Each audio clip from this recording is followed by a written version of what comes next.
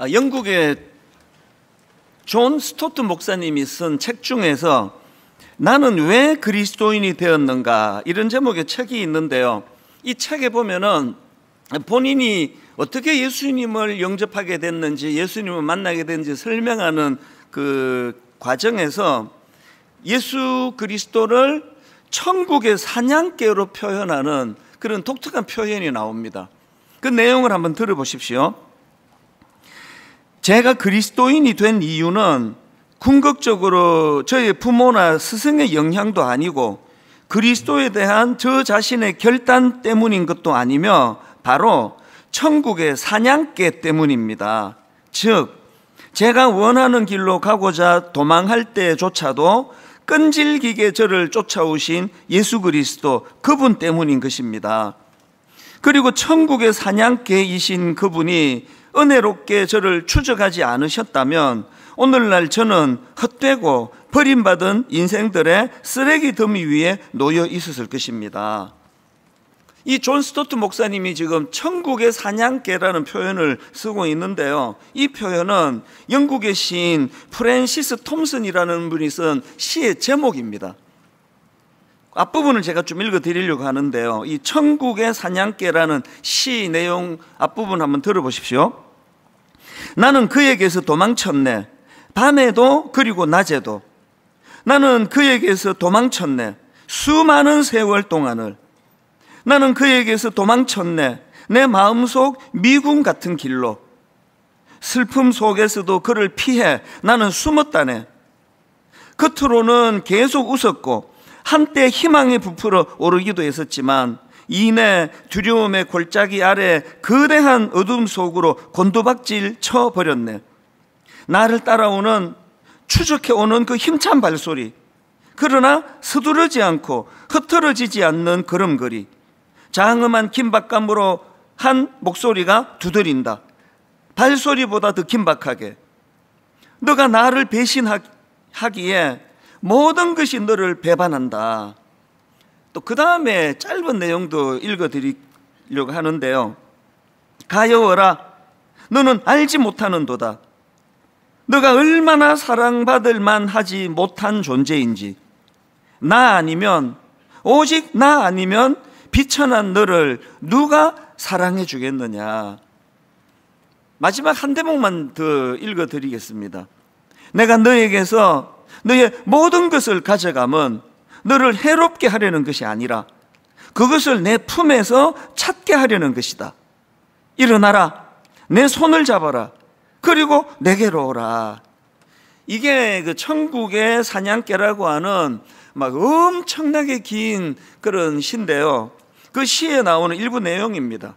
그러니까 저도 처음에는 아니 무슨 하나님을 이렇게 뭐 천국의 사냥개 이렇게 그 표현을 하느냐 하는 마음이 좀 있었는데요, 제가 보니까 이 시의 그 저자가 자기 자신을 포함한 방황하는 모든 인생들을 끝까지 포기 아니하시고 끝까지 추적하시는 그 하나님의 사랑을 더 많이 드러내고 싶어서 천국의 사냥개라는 표현을 쓰고 있다는 것을 알고 나니까 참 동의가 되더라고요. 그런가 하면은 제가 최근에 읽은 책 한 권을 또 소개해 드리려고 하는데요, 사양합니다. 동네 바보 형이라는 말, 이런 좀 특이한 제목의 책이 있는데요, 저자는 정치부 기자로 활동하다가 오랫동안 이제 정치부 기자로 활동했었는데요, 너무나 소원하면서 오랜 노력 끝에 낳은 아들이 자폐성 지적장애 2급 판정을 받으면서 이 어머니의 삶은 완전히 달라져요. 모든 경력 아까운 거 다 내려놓고 모든 기자로서의 활동을 다 포기하고 오직 이 아들을 돌보고 섬기는 이 일에만 모든 것을 다 전념하는데요, 이 책을 가지고 영화가 나왔습니다. 제가 영화를 지난주에 먼저 봤거든요. 긴 시간 동안 너무 단조롭고 좀 지루하다 싶을 정도로 이 자폐성 지적장애 2급 판정을 받은 그날부터 영화가 끝나는 시간까지 오직 이 하나님만 이 세상에 존재하는 것처럼 사랑을 쏟아붓는데요, 그 영화를 만든 그 책을 제가 그래서 다시 구입을 해서 내용을 알고 있으니까 책을 뭐 그냥 이렇게 이제 가볍게 넘기다가 제 눈이 확 꽂히는 한 표현이 있었습니다. 요 한마디인데요, 그 엄마가 이렇게 말합니다. 힘든 것과 불행한 것은 엄연히 다르다. 이게 막 울컥하는 마음을 가져다 줬는데요, 힘든 것과 불행한 것은 엄연히 다르다. 이 아이가 이제 점점 이제 덩치가 커가니까요, 그 바깥에서 뭐를 도와주려고 하는데 얘가 이렇게 고개를 뒤로 확 젖히는 바람에 엄마 안면을 들이받아 가지고 길거리에서 코피가 쏟아지고, 이런 게 이게 힘든 거지 이게 불행한 게 아니다. 여기에서 느껴지는 게 있지 않습니까? 이 아이를 향한 온 마음이 거기다 쏠려지니까 이게 불행하지가 않는 거예요. 아까 그 시에서 예수 그리스도를 천국의 사냥개로, 그게 바로 이 엄마의 그 자녀를 향한 그 사랑이 우리를 향하신 하나님의 사랑, 그 표현 아닙니까? 사실 내일부터 시작되는 특별 새벽 부흥의 주제를 자는 자여 어찌미뇨 원래 이렇게 잡았거든요. 그랬다가 지난주에 그 주제를 바꾸었습니다. 사랑은 절대 지지 않네. 제가 이렇게 주제를 바꾼 이유가 있는데요, 자는 자여 어찌미뇨, 이건 그 인간의 노력, 인간의 각성에다가 초점을 둔 주제예요. 안 믿는 선장에게 꾸지람 듣고 있는 요나의 그 모습을 우리가 이제 자는 자여 어찌미뇨, 이 꾸지람을 통해 우리가 각성하자, 여기에다가 초점을 뒀다면, 제가 주제를 바꾼 이유, 사랑은 절대 지지 않네, 이 초점은 우리의 노력이 아니에요. 우리의 열심과 우리의 각성이 아니라 천국의 사냥개 되신 하나님의 그 집요한 사랑. 여러분, 그 정치부 기자하던 그 엄마가 그 아들을 향하여 온 사랑을 다 쏟는 것은요, 이렇게 하면은 얘가 정상적인 활동을 할 수 있는 사람으로 그렇게 완전한 변화가 일어날 것이다, 그 꿈을 꾸는 게 아니에요. 더 달라지기를 소망하고 더 변화를 소망하지만, 이렇게 달라질 것이기 때문에 투자하는 게 아니라 지금의 그 모습도 너무나 사랑하기 때문이에요. 지금의 이 아이의 모습도 너무나 내 모든 경력을 다 포기하고서라도 놓칠 수 없는 너무나 소중한 아이이기 때문에, 그래서 힘든 것과 불행한 것은 엄연히 다르다, 여기에 사랑이 배어 있다고 한다면, 이번 한 주간 동안 우리가 애쓰는 것도 필요하지만 이 하나님의 사랑을 우리가 좀 맛보는 거예요. 이걸 느끼는 거예요. 이렇게 오래 투자하고 기다려줬는데도 모태신앙이라 하는 네가 어떻게 이렇게 변화가 없느냐, 그렇게 탄식하지 않으세요? 물론 사랑으로 탄식은 하시겠지만 그럼에도 불구하고 실망하지 않으시고 끝까지 추적자 되시는 하나님이 우리를 향하여 포기하지 않는 사랑으로 우리를 사랑하신다는 거, 이걸 한 주간 동안 우리가 그걸 좀 느낀다면요, 조금 철이든 그런 자녀가 돼가지 않을까, 그런 생각이 드는 거거든요. 오늘 본문에서도요, 이 추적자 되시는 하나님의 사랑을 확 느낄 수 있는 한 포인트를 제가 좀 전하려고 하는데요, 저는 이 요나스 1장의 별명을요, 두 그러나의 대결의 장, 제가 이렇게 별명을 붙이길 좋아합니다. 두 그러나의 대결의 장. 이게 무슨 말씀인지 설명을 드리겠습니다. 요나서 1장 3절에 보면은 그러나라는 접속사가 나오지 않습니까? 그러나 요나가 여호와의 얼굴을 피하려고 일어나 다시스로 도망하려 하여 욥바로 내려갔더니, 이 3절에 나오는 그러나는 하나님 말씀에 불순종하는 인간의 그러나예요. 그런가 하면은 바로 그 다음 4절에도 그러나가 나오는데요, 우리말 성경에는 번역에서 이거를 빼버렸는데, 이제 우리 언어는 이 접속사가 그렇게 중요하지 않은 그런 언어다 보니까 그런 것 같아요. 그러나 사실은 요나서 전체에서 제일 중요한 게 이 1장 4절에 그러나인데, 이걸 좀 빼버린 거예요. 저는 항상 여기다 괄호를 넣고 읽기를 좋아해요. 자, 4절을 한번 보십시오. 히브리어로는 이 그러나가 나와요. 그러나 여호와께서 큰 바람을 바다 위에 내리심에 바다 가운데 큰 폭풍이 일어나 배가 거의 깨지게 된지라. 그러니까 그 앞에 3절에 나오는 그러나는 하나님 말씀에 불순종하는 인간의 그러나예요. 그런가 하면 4절에 나오는 그러나는 그렇게 하나님 말씀에 불순종해서 제멋대로 가는 그 인간을 방치하지 않으시는 하나님의 그러나예요. 그래서 요나스 1장은 두 그러나의 대결이다. 하나님 말씀에 불순종하는 인간의 그러나, 그것을 절대로 포기하지 않고 방치하지 아니하시는 하나님의 그러나, 이 두 그러나의 대결이 요나스 1장에서 펼쳐진다. 그러고 보면은 우리 인간의 이 내면은요, 이 두 그러나의 전쟁터예요.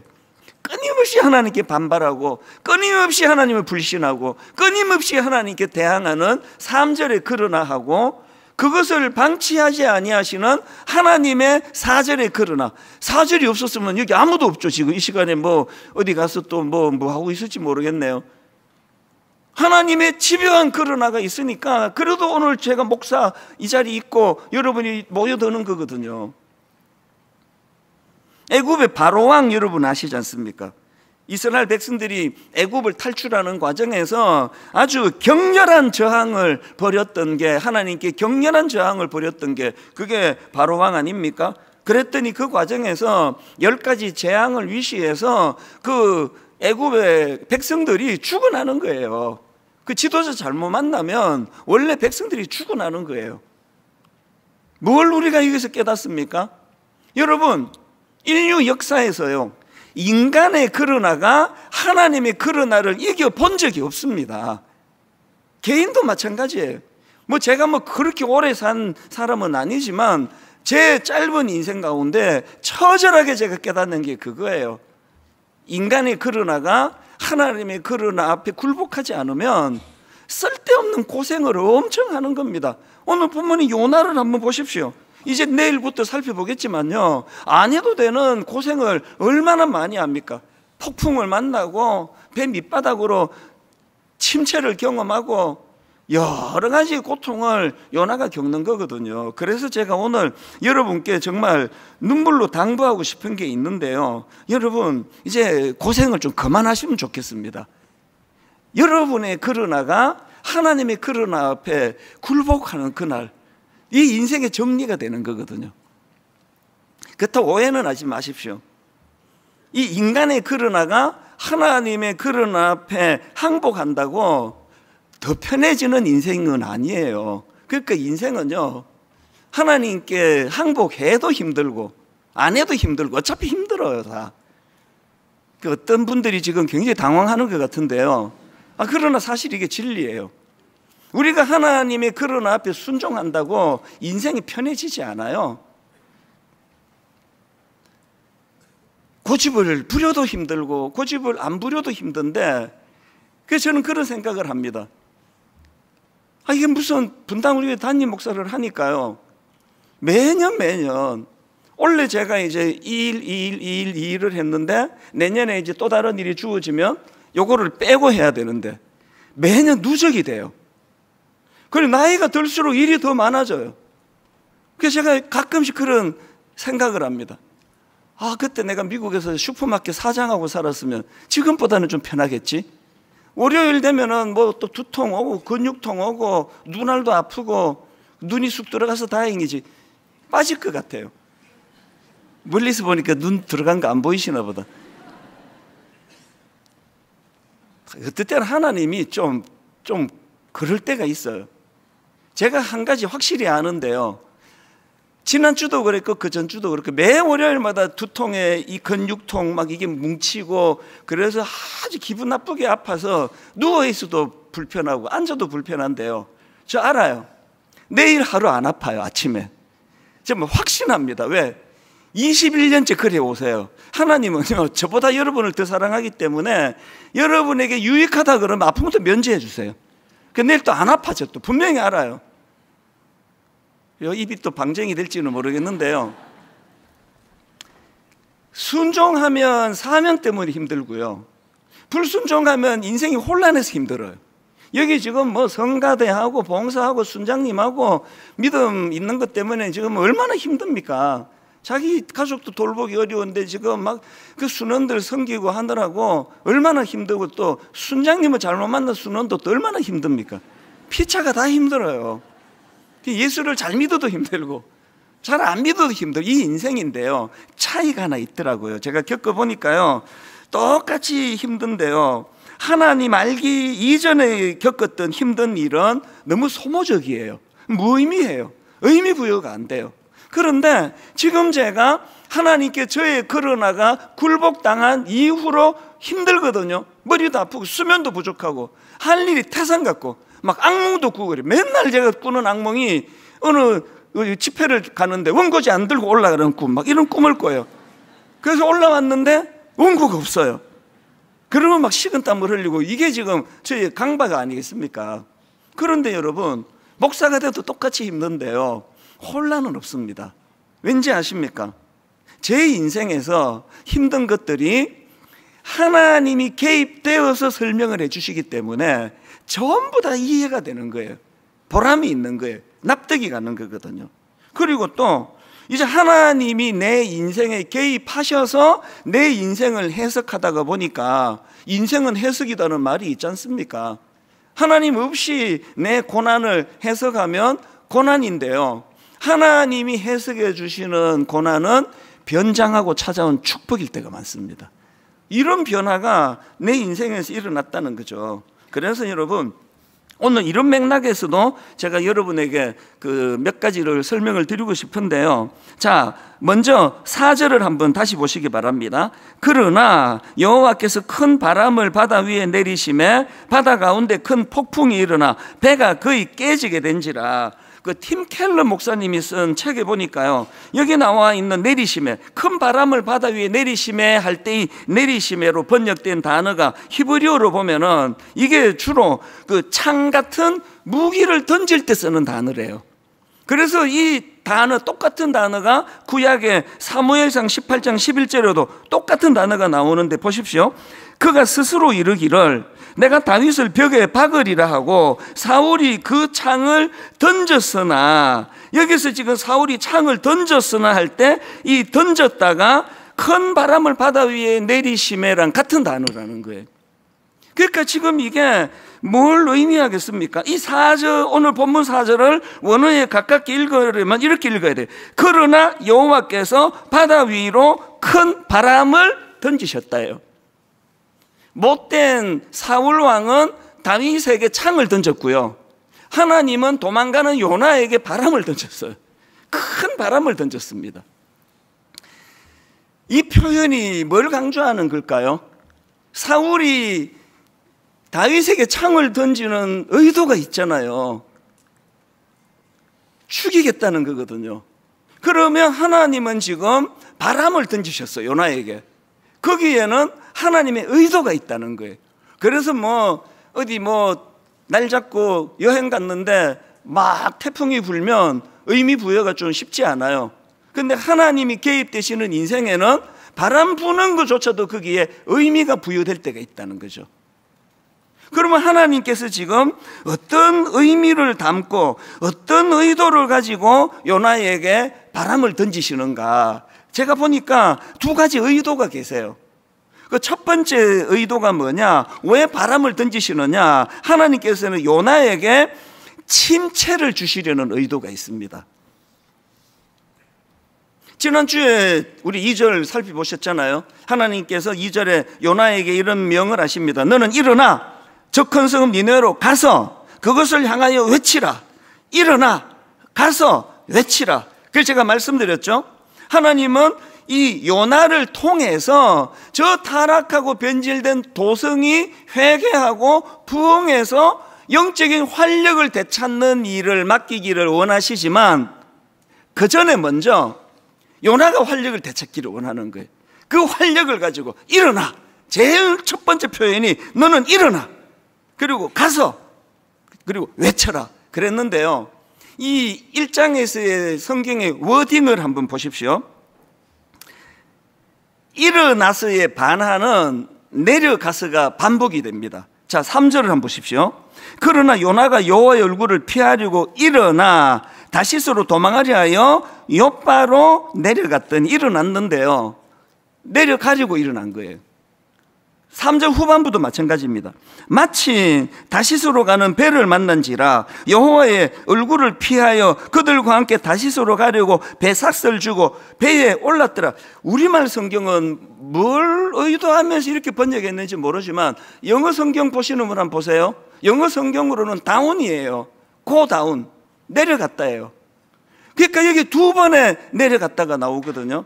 3절에서 욥바로 내려갔고요, 배 아래로 내려갔고요, 그리고 결정적인 건 5절입니다. 사공들이 두려워하여 각각 자기의 신을 부르고 또 배를 가볍게 하려고 그 가운데 물건들을 바다에 던지니라. 그러나 요나는 배 밑층에 내려가서 누워 깊이 잠이 든지라. 침체에 빠졌어요. 하나님은 지금 요나에게 침체를 던지세요. 계속 우울해요. 계속 내려가요. 그리고 잠에 빠졌어요. 그 마음이 우울하고 힘들면 그냥 막 다 귀찮다, 그리고 입을 덮어쓰고 자는 거, 이게 침체를 표현하는 거 아닙니까? 하나님은 지금 요나에게 침체를 던지고 계시다. 그런가 하면 또 하나 하나님의 의도가 여기 나오는데요. 하나님께서 왜 요나에게 큰 폭풍을 던지셨나? 요나에게 수치심을 주시려는 의도가 거기에 있습니다. 보면 6절이요. 안 믿는 선장이 요나를 지금 이렇게 꾸지람합니다. 선장이 그에게 가서 이르되, 자는 자여 어찌함이냐? 일어나서 너의 하나님께 구하라. 혹시 하나님이 우리를 생각하사 망하지 아니하게 하시리라 하니라. 이게 다가 아니고요, 8절에는 이번에 선원들에게 둘러싸입니다. 8절, 무리가 그에게 이르되 청하건대 이 재앙이 누구 때문에 우리에게 임하였는가 말하라. 내 생업이 무엇이며 너가 어디서 왔으며 너의 나라가 어디며 어느 민족에 속하였느냐. 막 추궁을 해요. 그래서 설명을 했더니 10절을 보십시오. 자기가 여호와의 얼굴을 피함인 줄을 그들에게 말하였으므로 무리가 알고 심히 두려워하여 이르되 너가 어찌하여 그렇게 행하였느냐. 또 추궁을 당해요. 요나는요, 저 같은 동네 목사가 아니에요. 동네 교회 목사가 아니고요, 요나는 뭐 우리 시대로 말하면 뭐 빌리그레암급이라 그럴까요? 이 사람을 통해서 한 도성을 회개시키고, 요나가 지금 성경에 그가 기록이 돼 있잖아요. 여러 평범한 그런 종들 중에 한 명이 아니에요. 그런데 여러분, 그 요나가 지금 안 믿는 사람들에게 꾸지람을 듣고 있습니다. 이 비유를 어떻게 들으면 좀 쉬울까요? 우리 드림센터 맞은편에 어떤 그 고깃집에 제가 가가지고 막 고기를 엄청 시켜 먹고는 도망을 가다가 들켰어요. 그게 잡혔다고요, 종업원한테. 그랬더니 돈도 안 내고 도둑질하고 그러다, 이 사람이 이거 저 교회 목사인데.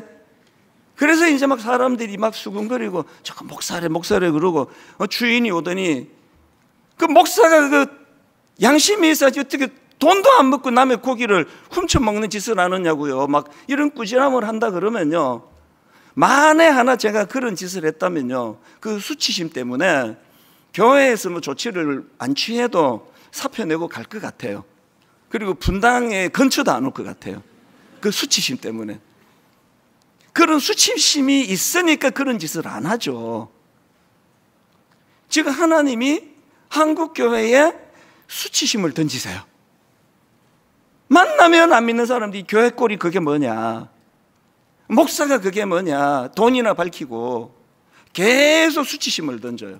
그런데 여러분, 중병이 달리 중병이 아니에요. 수치심으로 모르는 게 그게 중병이에요. 오늘 뭐 예수 믿는 예수쟁이들 그 입만 살아가지고 말이야, 아마 저 예수쟁이들 물에 빠져 죽으면 입은 동동 뜰 거야. 막 이런 조롱을 해도 아무렇지도 않고, 이러면은 그게 중병이에요. 지금 하나님이 요나에게 수치심을 던지세요. 하나님 모르는 선장에게 수많은 안 믿는 선원들에게 둘러싸여가지고, 너 정체가 뭐냐? 너 하나님 믿는다며? 우린 지금 죽을 고생을 하고 배를 살려보겠다는데 배 밑바닥에서 퍼질러 자고 있냐? 네가 그래갖고 또 뭐 선지자야? 뭐 이런 조롱을 지금 하나님이 던지세요. 계속 던지세요. 왜 던지실까요? 순종하지도 않는 저런 놈은 저런 욕을 먹어야 돼, 복수하시는 게 아니에요. 하나님은 천국의 사냥개가 되세요. 그래서 저도요, 지난 저의 인생을 돌아보면은 하나님이 이렇게 저를 수치심으로, 저에게 결핍으로, 저에게 아픔으로, 저의 고통으로 던지실 때가 굉장히 많으셨어요. 그런데 20대 초반에 하나님을 잘 모를 때는, 목사 아들이지만 하나님의 성품을 모를 때는 그냥 좌절하고 절망하고 다른 사람들에 대하여 원망하고 분노하고 이것밖에 없었는데, 요즘에는 하나님이 저를 던지시면 거기에 메시지가 있어요. 영적인 의미가 있습니다. 이 일을 통하여 하나님은 내게 무슨 말씀하기를 원하시는가. 그래서 제 개인적으로는 가장 큰 수치심의 기간이라 한다면 21살, 만 21살 미국으로 이민 가던 그 한 7년 동안이에요. 그래서 제가 한국으로 귀국하고는요, 한때는 시카고 쪽으로는 고개도 안 돌렸어요. 속초에서 혹은 강릉에서 바다를 보면 그게 시카고 쪽이라. 그래서 난 해운대를 봐, 해운대. 있죠? 시카고 안 보려고. 그럴 정도로 마음에 분노가 많았던 저인데요, 요즘은요 완전히 바뀌었습니다. LA에서 집회를 해도요, LA에서 시카고까지 비행기로 4시간입니다. 그 길을 가요. 그리고는 어머니께 인사도 드리고, 누나 차 빌려가지고 제가 극심하게 괴롭게 지냈던 그 시절에 살던 동네를 가요. 좀 우범지역, 좀 위험한 지역이고 바퀴벌레가 유난히 많이 모여있고, 그러니까 100년대 목조 건물, 지금은 한 140년씩 됐어요. 그 길을 제가 가요, 차를 빌려가지고. 그리고는 거기서 그냥 멍하니 옛날 살던 집을 바라다 보고 있으면요, 자꾸 눈물이 나요. 이렇게 눈물이 나. 수치의 눈물이 아니고요, 감격의 눈물이에요. 천국의 사냥개 되신 주님께서 저곳에서 나를 건져주셨던 장소이기 때문에. 제가 그 가난한 동네니까 시카고 눈이 많이 오는데요, 빙판이 얼어붙으면 한 1, 2주씩 가요. 그 스페니시 애들한테 제가 그날 말로도 할 수 없는 조롱을 당했어요. 말로도 할 수 없이 조롱을 당하는데 누구에게 도움을 청할 데가 한 군데도 없는 거예요. 그리고 지금 한 40여 년이 지났는데 그 분노가 지금도 있어요, 제 안에. 너무 수치스러웠고 너무 조롱하는 그들에 대하여 분노하고 그랬던 마음이 있었는데, 그 분노가 요즘 저에게 하나님의 재해석으로 인해서 그 모든 과정이 너무나 아무것도 없으면서 교만했던 저를 납작 엎드리게 만드시는 하나님의 던지심이었어요. 너무 이상한 거예요. 내가 한국에서는 그래도 대학생활도 재밌게 하고 막 그 SFC라는 선교단체에서 막 기타로 전국 SFC 가면 막 찬양 인도하고 기도회 인도하고 막 굉장히 저대로는 똑똑한 사람이라고 생각했는데, 그 태평양을 건너는 14시간 동안 무슨 일이 일어났는지는 모르겠지만 시카고에 도착하면서부터 제가 아닌 거예요. 하는 일마다 안 되고, 그 뭐 또 영어를 못하니까 뭐 일 공부하면서 일해야 되는데 일이라는 게 전부 막노동이었거든요. 3일하고 쫓겨나고 4일하고 쫓겨나고. 이게 도대체 그 14시간 태평양을 건너는 동안에 내 인생에 무슨 일이 일어났는지, 왜 내가 밥버릇이가 됐지? 밥만 축내고 있지? 말로 다 할 수 없는 수치를 제가 느꼈는데, 하나님이 저를 수치로 저를 던지신 거예요. 한 7년 그렇게 납작 엎드리고 나니까요, 저는 지금도 드림센터에서 청소하시는 분들을 만나면 항상 정중히 제가 먼저 인사합니다. 원래 당연히 그래야만 되고, 왜 반갑게 인사하는가 하니까 그게 제가 하던 일이거든요. 그게 전부. 여기 베이큐um하고 뭐 변기 청소하고. 그래서 저는 화장실 쓰고 어떨 땐 내가 닦고 와요. 그 제가 하던 일이니까요. 그리고 저는 경제적으로 어려운 분들을 생각하면 글쎄 퍼드리지를 못해서 너무 마음이 아프죠. 왜냐하면 제가 통장에 20불까지 떨어진 게 제 기록이에요.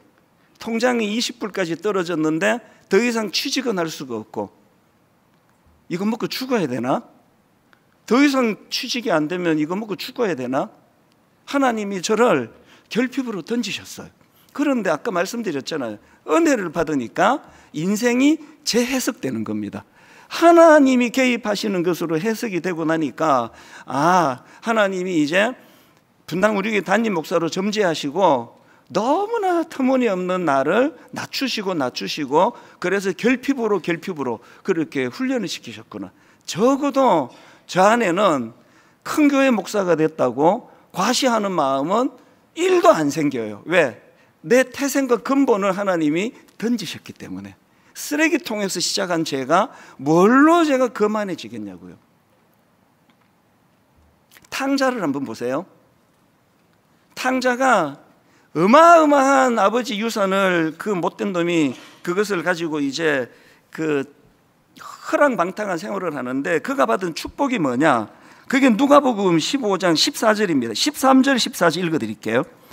그 후 며칠이 안 되어 둘째 아들이 재물을 다 모아가지고 먼 나라에 가 거기서 허랑방탕하여 그 재산을 낭비하더니 다 없앤 후 그 나라에 크게 흉년이 들어 그가 비로소 궁핍한지라. 하나님 없이 설명하면 이 인생은 끝장이에요 이제. 그런데 하나님이 개입한 인생 해석을 하니까 그가 비로소 궁핍한지라는 이 탕자가 누릴 수 있는 가장 큰 축복이에요. 왜 그렇습니까? 이 궁핍함이 17절 18절 이에 스스로 돌이켜 이르되 내 아버지에게는 양식이 풍족한 품꾼이 얼마나 많은가. 나는 여기서 줄여 죽는구나. 내가 일어나 아버지께로 가서 이르기를 아버지, 내가 하늘과 아버지께 죄를 지었사오니. 하나님이 개입하지 않는 인생은요 그렇게 하고 자살하고 끝낼 거예요. 나는 이제 아버지 목 다 챙겨 먹었고 내 낯짝으로는 아버지한테 갈 수 없고 내 인생은 끝이야. 쥐엄 돼지 먹이 쥐엄 열매도 이제는 먹을 수 없는 상황인데 죽자 그래. 깨끗하게 끝내자. 이럴 거예요. 하나님이 개입하시는 이 탕자는요 그 결핍이 아버지께로 돌아가는 재료가 돼요. 아버지께 돌아가자. 잊고 있었는데 결핍이 없었으면 아버지를 영원히 잊었을지도 모르죠. 오늘 이 결론을요 저는 이렇게 맺기를 원하는데, 맨 서두에 인용해드린 천국의 사냥개, 이게 182행짜리예요 어마어마하게 긴 시에 맨 마지막에 나오는 한 대목입니다. 자, 이 부분을 읽어드리고 말씀을 마치려고 하는데요. 내 곁에 저 발자국 소리가 멎었네. 내 어둠이 결국 쓰다듬으려고 내민 그분의 손 그림자였단 말인가. 내 곁에 저 발자국 소리가 멎었네. 내 어둠이 결국 쓰다듬으려고 내민 그분의 손 그림자였단 말인가. 이해가 되시죠? 그죠?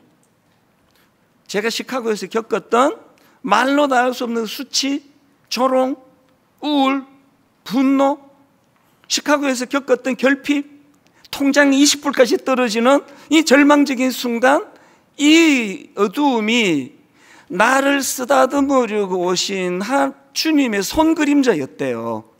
그리고 이 나이가 돼서 돌아보니까 그게 맞더라고요. 내일부터 시작되는 특별 새벽 부흥회가 여러분 인생에 드리워져 있는 결핍, 여러분 인생에 드리워져 있는 어떤 수치스러운 어떤 일, 여러분 인생에 드리워져 있는 암담한 그 모든 어두움이 여러분을 쓰다듬으려고 오시는 주님의 손 그림자이기를 바랍니다.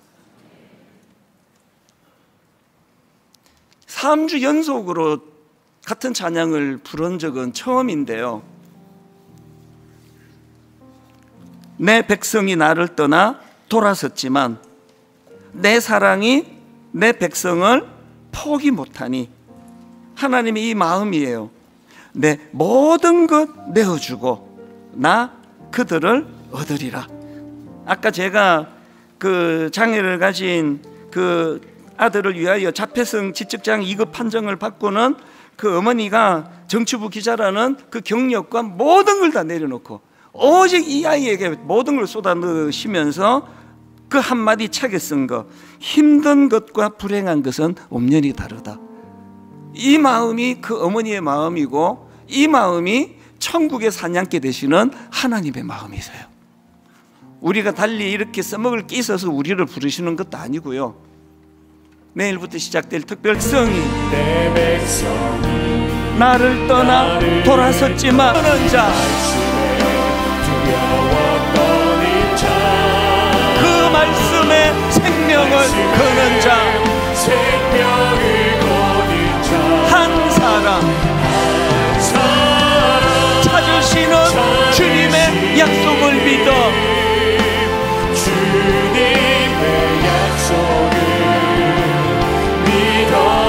하나님 말씀에 인생을 거는 자, 순종하며 주 따라가는 자, 영원한 하나님 나라 이루어가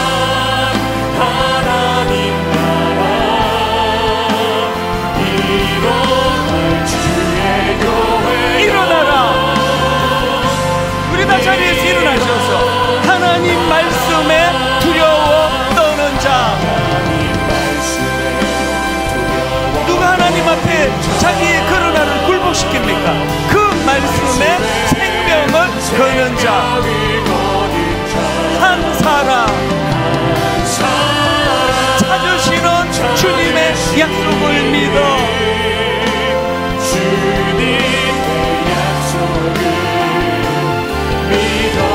하나님 말씀에 인생을 거는 자, 순종하며 주 따라가는 자, 영원한 하나님 나라 이루어가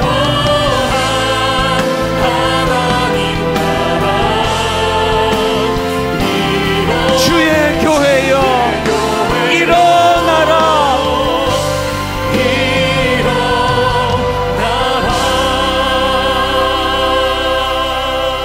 여러분, 천국의 사냥개 되시는 그 하나님께서 오늘도 우리를 추적하시잖아요. 못살게 귀찮게 굴잖아요. 끊임없이 우리를 추적하시고 계시는데, 하나님, 제가 내 인간의 그러나를 내려놓고 하나님의 그러나로 드딛기 원합니다. 그러면 내 인생을 해석하는데 그분이 개입을 하세요.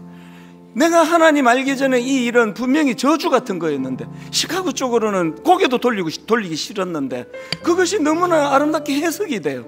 하나님이 그날 결핍을 내 인생에 던지신 거구나. 수치를 내 인생에 던지신 것은 어떤 연약한 성도라도 함부로 조롱하지 않고 함부로 무시하지 않는 목사가 되도록 하나님이 저에게 수치를 던지신 거구나.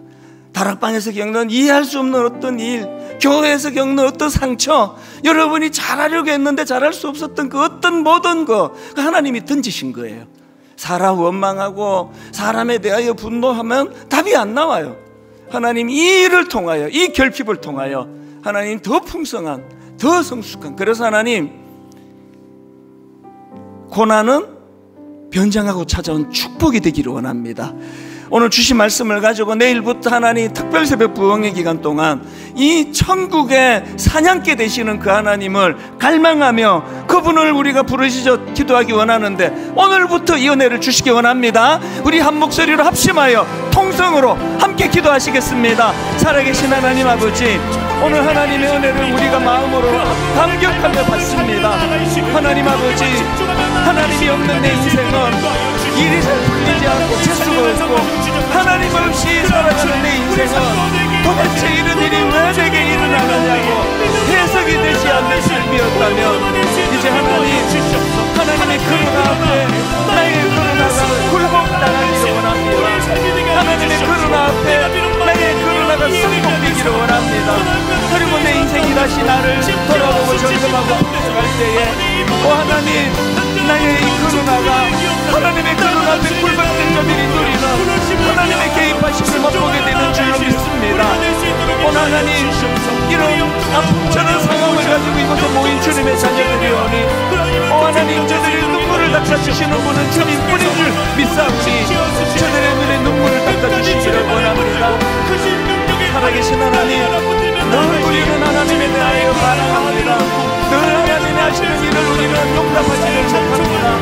이런 우리들을 하나님이 긍휼히 여기시고 늘 아버지와 정의를 주시는 감사합니다. 하나님, 하나님의 면회의 마음을 가지고 내일부터 한번 이 특별 예배 구성회 때 온전히 하나님 앞에 아버지 앞에 내가 내어 맡기는 그런 한 주간이 되도록 인도하여 주시옵소서. 우리의 삶이 될 수 있도록 주여 역사하여 주시옵소서. 오늘 주님을 따라가며 나는 생명이 될 수 있도록 주여 인도하여 주시옵소서. 하나님 아버지, 지금 이 순간에도 내 안에서 요나서 1장 3절에 하나님 말씀에 대하여 반항하고 저항하는 그러나가 작동이 되고 있습니다. 내 안에서 지금 하나님을 아버지 용납하기 싫어하고 하나님을 이해하기 싫어하고 하나님 하시는 일을 받아들이기 싫어하는 요나서 1장 3절의 그러나를 방치하지 아니하시고 오늘도 하나님께서는 그런 요나를 향하여 일하시는 하나님의 그러나가 내 안에서도 일하고 있는 줄로 믿습니다. 내 안에 있는 하나님의 그러나가 연약하기 짝이 없고 판단력도 부족한 나의 그러나를 압도하는 은혜를 허락하여 주시옵소서. 하나님 앞에 그 그러나, 하나님의 그러나 앞에 내 연약한 그러나가 굴복될 때에 내 인생의 아버지 이해할 수 없었던 많은 일들이 다 설명이 되어지는 것을, 이 놀라운 신비를 우리 성도님들이 맛보게 하여 주시옵소서. 지금 하나님, 너무 혼란스러운 성도들이 많습니다. 너무나 많은 아픔과 어려움이 닥쳐오는데 이걸 어떻게 해석할지를 몰라서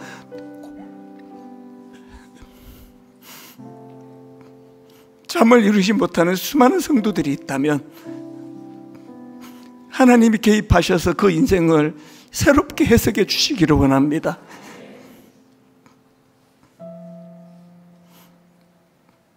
저에게 결핍을 던지셨고 수치를 던지셨고 마음에 치유가 되지 않는 상처를 20대 초반에 받았지만 그 모든 결핍과 수치와 고통은 목사가 되기 위해서는 반드시 거쳐야만 되는 요소이라는 것을 알게 되고 나니 제가 겪었던 그 모든 아픔이 변장하고 찾아온 축복이었음을 고백하게 되었습니다.